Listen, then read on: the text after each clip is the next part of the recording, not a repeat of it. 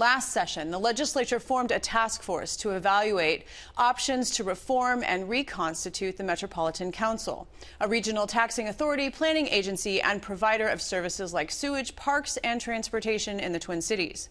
Joining me in the studio to talk about the task force, the latest with the Southwest Light Rail Transit Project, driver's license testing backlogs, and more, is the chair of the Senate Transportation Committee, Scott Dibble. Thank you so much for joining me. Thanks, Shannon, and happy birthday to you. Oh, thank you.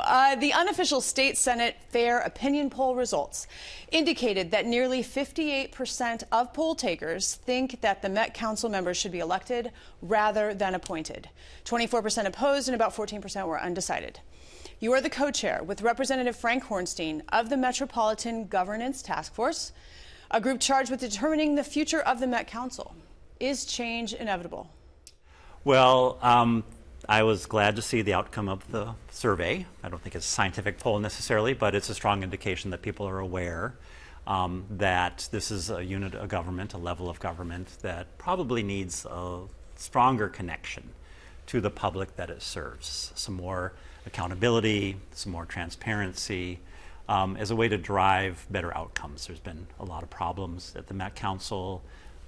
People are probably most familiar with the cost overruns and the delays to the Southwest LRT, but that's probably part and parcel and a function of a larger set of cultural issues that give rise when an entity like this has so much power and authority. They literally control a budget in the billions of dollars, and they have taxing authority, like you mentioned. They can supersede local units of government land use authority. They can tell a local unit of government in their comprehensive plan and their zoning regimen to change that.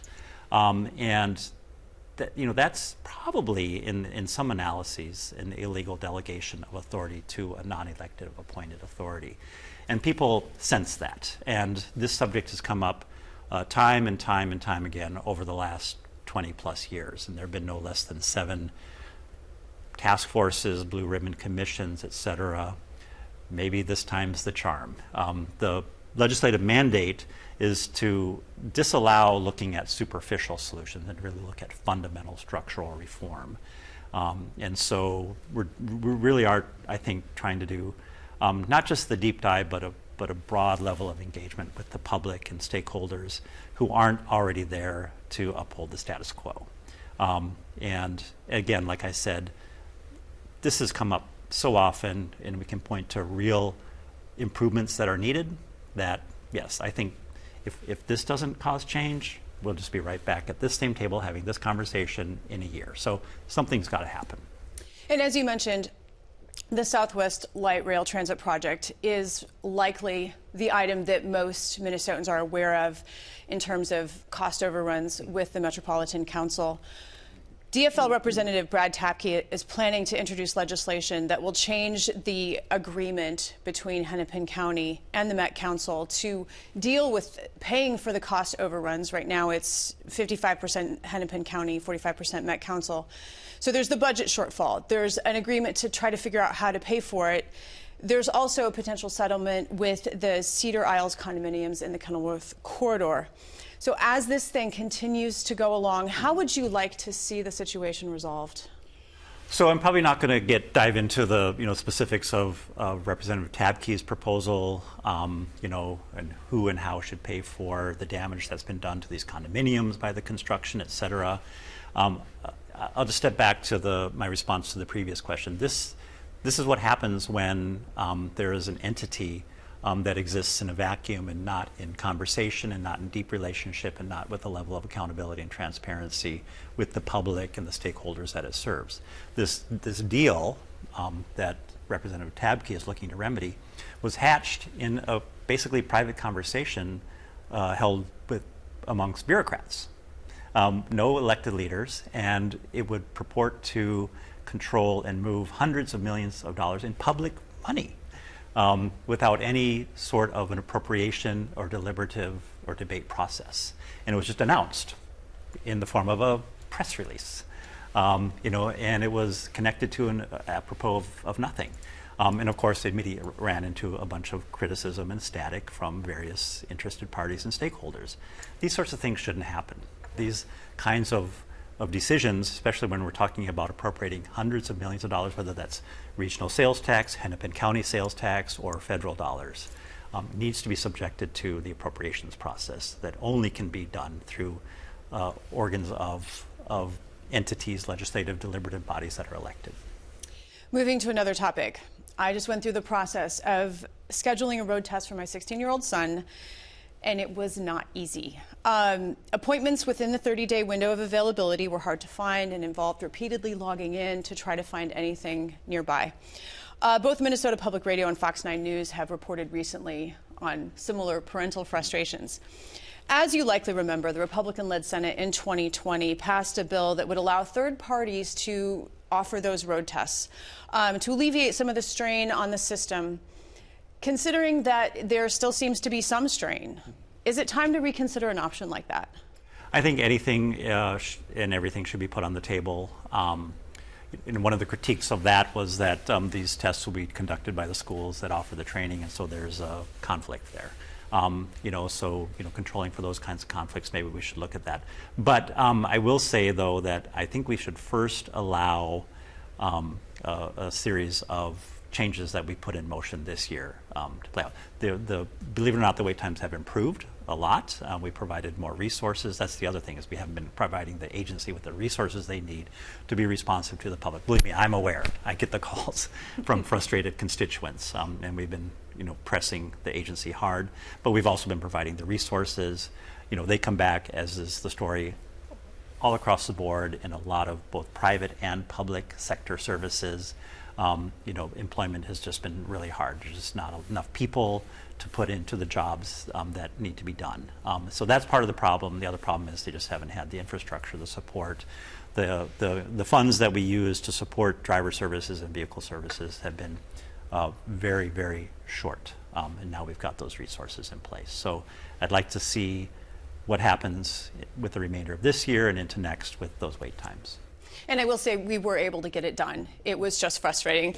On a related note, there is a new law that is taking effect in October that will allow an estimated 81,000 undocumented Minnesotans to get a driver's license. As a parent of a recently licensed driver, I'm not sure that I could pass the behind-the-wheel test without some specific instruction and knowing what I would be tested on. Kids do have the behind-the-wheel training. Adults don't have to go through that. Do you think that that might be a problem? And to the best of your knowledge, I think, as you sort of already referenced, is the Department of Vehicle Services prepared for this influx? I don't think they're prepared. I think they've acknowledged that and have I think have a plan to ramp up, because there's going to be the egg moving down the boa constrictor. They know there's going to be the surge that then is going to dissipate, and they need to really ramp up and be ready for that.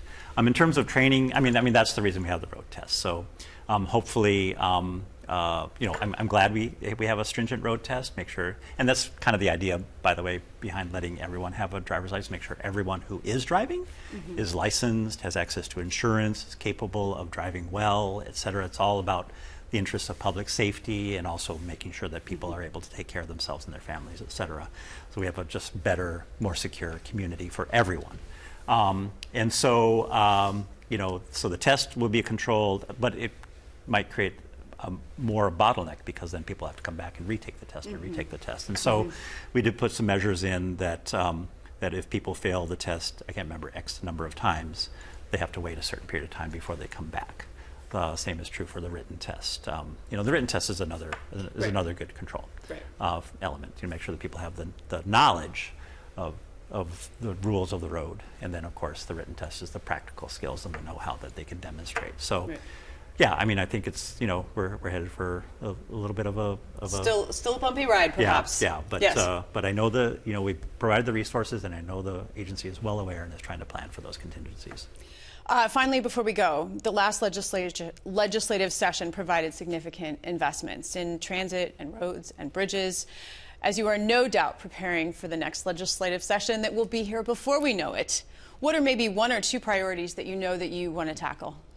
Well, it's really going to be looking at kind of the implementation aspects of these new resources that we put on the table, and making sure that what we're doing in terms of planning for mobility and access and opportunity, that's what transportation means, of course, and also making sure that we're taking care of our environment, that the decisions we're making are connected back to where the need is the greatest, so that people's lives are made better, that we're making sure that we're paying attention to those places where access is lacking, and that we're connecting our transportation decisions to positive environmental outcomes. And so we have like something like 20 or more implementation groups and task forces and questions that we've asked the agency to go back and look at and answer, and so it's a lot of it is going to be implementation of various aspects. One key thing, of course, that people are very interested in is safety on our transit systems,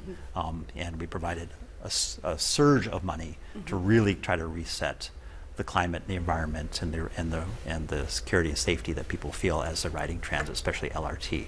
We really want to monitor for those results. Senator Scott Dibble, it's always a pleasure. Thank you. Thank you, Shannon.